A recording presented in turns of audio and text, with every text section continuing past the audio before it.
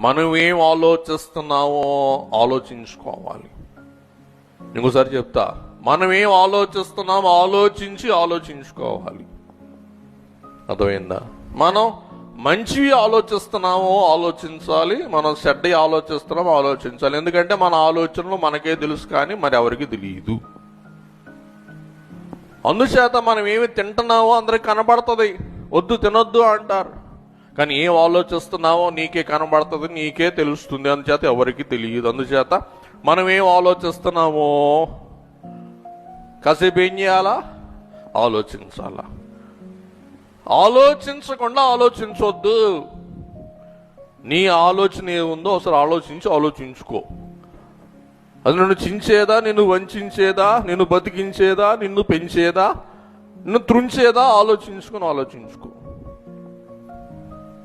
అప్పుడు మనం మేధావులం అవుతాం.